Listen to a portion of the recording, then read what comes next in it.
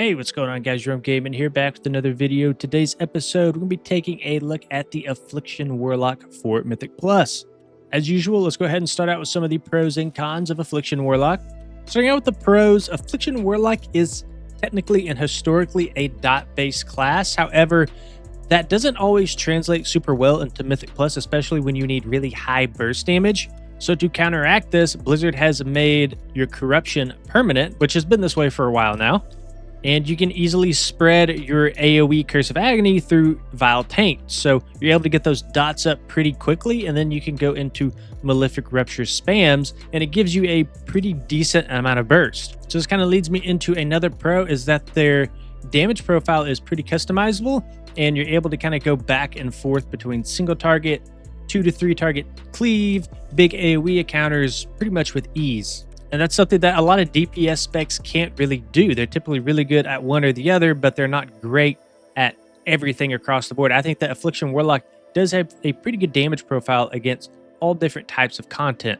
Another pro of Affliction Warlock is they have Soul Leech, which makes them very tanky, where they get an absorbed shield based on the amount of damage that they do. And that is a big pro of Affliction Warlock. Through things like your Soul Leech, your Health Stones, your Dark Pact, you're a very survivable, tanky caster. Now, on the flip side of this kind of segues me into their weakness. They are not super mobile. You do have talents like Burning Rush. You do have your Gate, of course, but outside of that, oh, you also have your Demonic Circle and your Teleport. But outside of that, you don't really have a ton of mobility. I guess a better way to word that is you don't have a ton of on-demand mobility. You do have okay mobility, especially when you can kind of plan things out. But if you don't do that initial setup, you do have to spend a couple globals to kind of set up that mobility for you. Another weakness of Affliction Warlock is dealing with priority target swaps. So one thing that just kind of comes to mind is the earthen totems that spawn at the end of Stone Vault. They just kind of spawn up, and you have to funnel your damage into these totems very quickly. And Affliction Warlock doesn't do super well with things like that. They kind of have a very specific streamlined opener, and if new mobs do kind of start to pop up and spawn, they do have issues applying those dots to all these new mobs. Because again, technically, Afflock is a dot-based spec, so you cannot do much damage, of course, without applying those dots first. So when a couple mobs spawn up, you have to basically restart your entire rotation, which is kind of annoying. Another con, and this is more towards lower keys than anything, but it is kind of hard to keep up your Curse of Agony. So Malefic Rupture, of course, can add a few seconds to your Curse of Agony, but there are a lot of situations where your group will go into a pack, you'll drop Vile Taint, the pack will die in like 10 to 15 seconds, and then Vile Taint is not up for the next pack that you're about to pull, so you have to go in and manually apply curses, Curse of Agonies. That's really annoying. Not as big of a deal, though, in higher keys, because those mobs are typically lasting for 30 seconds or longer, so you should have that Vile Taint up for each trash pack. Okay, let's go ahead and quickly talk about talent synergy, what's kind of working with what, and we will leave an import string at the bottom of this video so that you guys can click on that and import this yourself. So let's kind of start with Unstable Affliction. It's at the top of the Affliction lock tree, and you can see all the different talents here that synergize with it with the little magnifying glass on it. So Unstable Affliction is essentially going to put a dot on a target, and if that target ends up dying with Unstable Affliction on it, you will generate a soul shard. So this is going to be a priority spell for you.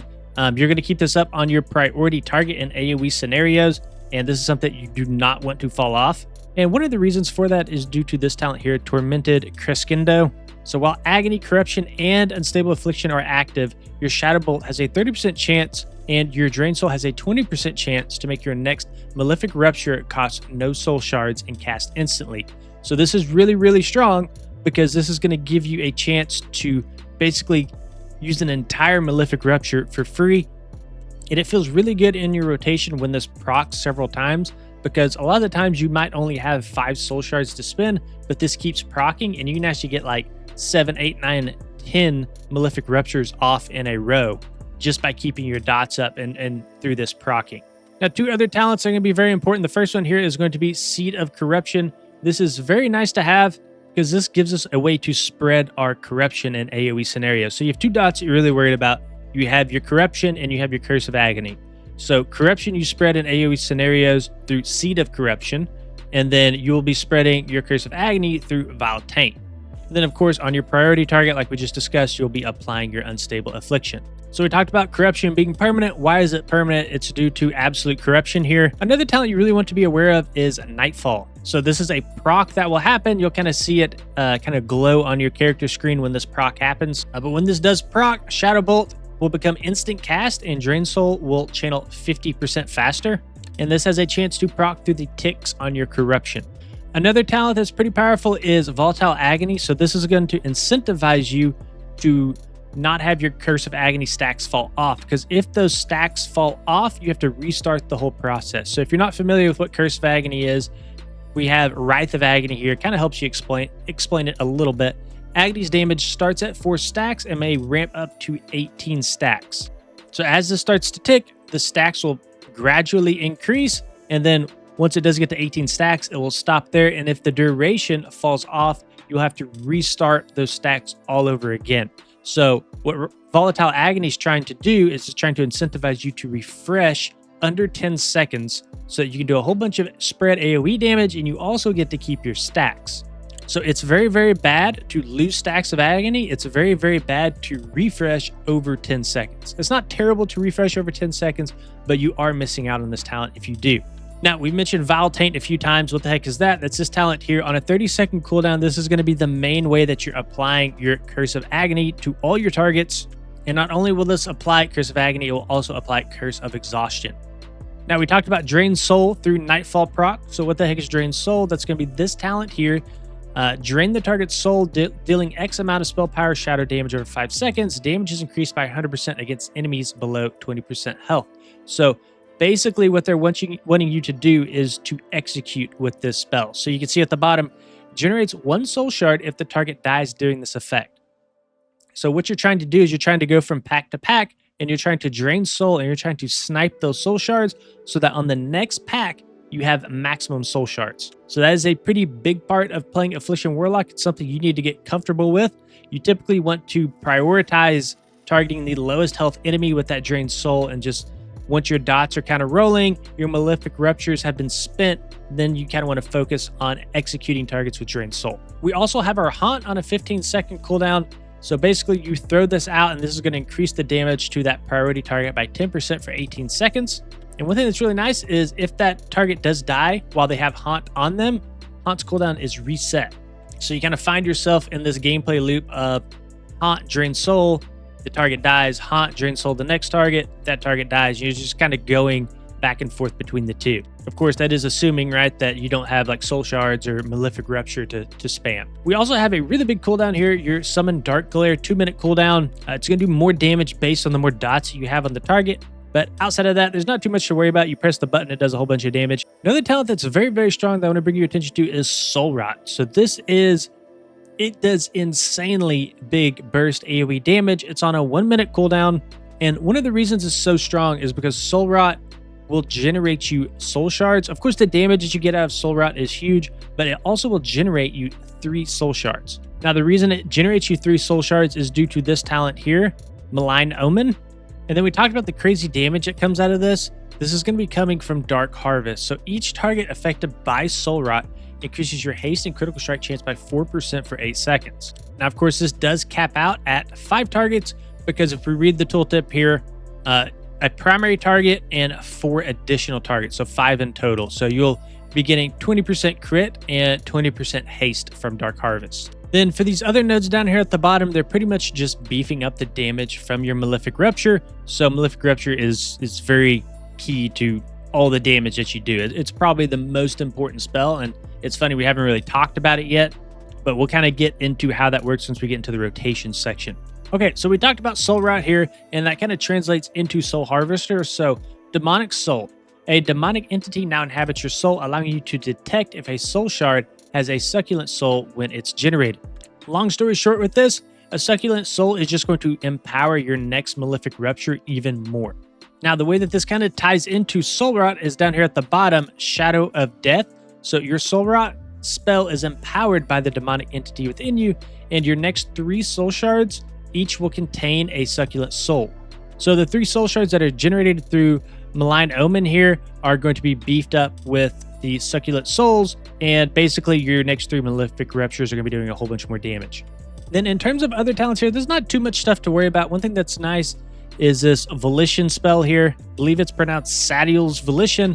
Corruption deals damage 25% faster, and Haunt grants Nightfall. So we talked about Nightfall earlier. So that's this talent here, and it's going to make your Drain Soul essentially do more damage. So your Haunt will now proc your Nightfall. I guess the other talent you should probably be aware of is Shared Fate.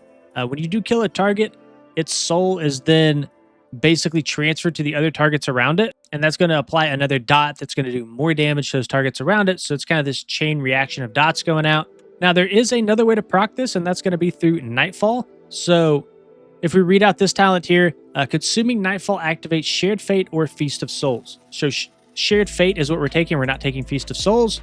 And whenever we consume this Nightfall, that will automatically proc this Shared Fate. So Nightfall procs are very important to consume when you get them, because it's going to apply this dot, and more dots, more damage. Now another reason consuming Nightfall is so important is due to this talent here, Wicked Reaping. So damage dealt by your demonic soul is increased by 10%, and then consuming Nightfall feeds the demonic entity within you, causing it to appear, and you deal X amount of shadow damage to your target. One thing that I did miss is you'll see a whole bunch of things talk about Shadow Bolt, but if you are taking Drain Soul, then that's actually going to replace Shadow Bolt. You can see in the first line there, replaces Shadow Bolt. So that's one thing that I missed. Okay, let's talk about the single target priority. So the main thing you're going to be focused on is Agony. Agony is what's going to generate all those soul shards for you, so you always want to keep this up. Up next, you want to maintain your Corruption, right? We're going to get as many dots on the target, because the more dots we get on the target, the more damage our Malefic Rupture will do. So we're not running Hellcaller, so we do not have to worry about Wither in our case. Up next, we'll want to put Unstable Affliction on our priority target. We get a ton of bonuses that we saw from the talent section that will funnel into that priority target. We will also get some soul shards from Unstable Affliction, so we're going to make sure that we're getting all the value out of the spell that we can possibly get. And then you also want to be pairing your Haunt with Unstable Affliction on that priority target. Again, if the target does die, your Haunt will reset. So as targets die, you want to make sure that you're reapplying that Haunt and Unstable Affliction on other targets. However, this is single target priority, so we'll go over that here in just a minute when we go over AOE. Then we're going to be casting our Malefic Rupture at 5 soul shards or 2 stacks of the Tormented Crescendo. So this does cap out, I believe, at 2 stacks. So you just want to make sure you're not overcapping on anything. That's the whole point of this row. You don't want to overcap on soul shards. It's very, very important. You don't want to overcap on these Tormented Crescendo stacks, because you're basically wasting free damage from your Malefic Rupture. Your Nightfall can also stack, and you want to make sure that when Nightfall does proc at 2 stacks, you'll be casting that Drain Soul. So again, same thing. You just don't want to overcap on Nightfall stacks. And again, kind of like we discussed earlier, if you're taking Drain Soul, that does replace Shadow Bolt. So in our case, we're just pressing Drain Soul here. And again, Nightfall stacks are very, very important to consume. Kind of like when we talked about in the talent section, we have a ton of different talents that synergize with Nightfall. Nightfall procs more dots for us. It funnels more damage into your priority target. So when that does proc, you want to make sure that you are consuming it. Another thing that we didn't talk about was Shadow Embrace, which is a talent. And this will actually stack up to 4 times. This is just going to increase the shadow damage that you do to a target by 4% per stack. And I said shadow damage. It's actually all damage that you do to the target by 4% per stack. So this is something you do want to be tracking in single target scenarios. It's not something you track in AOE, but it is very important to make sure that you are weaving in those drained souls and keeping those 4 stacks up. We also want to be casting Vile Taint in AOE and both single target scenarios, because this does a burst of damage as well. It doesn't just only apply agony. It will also do a burst of damage. Your next priority is going to be casting Soul Rot. Make sure that you're not at 5 soul shards when you do cast Soul Rot. You need to make sure that you're at 2 or less, because we will be getting 3 soul shards when we do cast this. So, just to make sure you're not overcapping there. Then from here, you'll be casting your Summon Dark Glare. Not too much to worry about there. You just cast it, does a whole bunch of damage. And then your final priority, of course, is just spam Malefic Rapture. Okay, so up next, let's talk about AOE. So in AOE, you're going to be using Seed of Corruption. So this is what's going to allow us to apply that AOE corruption that is also permanent. Again, the damage from this scales from your Malefic Rapture, so you want to make sure that you're keeping those corruptions up, getting them out on pool. Up next, you'll want to get your Unstable Affliction on your priority target. And you want to make sure you're pairing your Unstable Affliction with Haunt at the same time. Remember that Haunt will increase the damage of all of our dots on our priority target. And I say dots, but it will actually increase all of your damage by 10% on that priority target. Now remember, in AoE, if you do kill that target, your Haunt will actually reset, and then you can apply your Unstable Affliction and Haunt on the next priority target after your main priority target dies. From here, you'll just simply Vile Taint. That's going to apply that burst damage and then also Curse of Agony to all of our targets. From here, you will Soul Rot. Again, make sure you are not over 2 Soul Shards when you do Soul Rot. Summon Dark Glare and Malefic Rapture. This is one of the many reasons I like playing Affliction Warlock in its current state, is its AoE opener is very straightforward. It's very easy to play. And really, there's not that much, even though it's a dot-based spec, there's not that much you're having to manage. Now, it does require you to play in a very specific way, and if you don't have specific buttons, your damage window is not that great. But as you do progress into higher keys, you should always be able to have your Vile Taint up on each pull. Now, one thing that is not mentioned in this list is you do want to make sure that you are sniping targets with your Drained Soul as they do get low on health, as you do run out of Soul Shards, because then you can essentially generate up to 5 Soul Shards on the next pull. So very, very important. Make sure that you're sniping those health pulls with your Drained Soul. Taking a look at our secondary stats here, really everything here is funneled into your Malefic Rapture. Traditionally, Affliction Warlock has really focused more on haste, right? More haste, more dots, more dot ticks. But since we funnel so much damage into Soul Shards and our Malefic Rapture, Critical Strike and Master are actually going to be the top 2 secondary stats that we take. Obviously, with Crit, you can double the damage from your Malefic Rapture. And then our Mastery, Potent Afflictions, actually increases the damage of our Malefic Rapture as well. So that's kind of why it gets the number 2 spot. And then from there, we have the traditional haste and then versatility. Obviously going to be nice for higher keys to help survive more burst damage. But again, we have Soul Leech built in, so versatility is not quite as important for us as it is for other specs. So that kind of allows us to funnel more stats into more damage.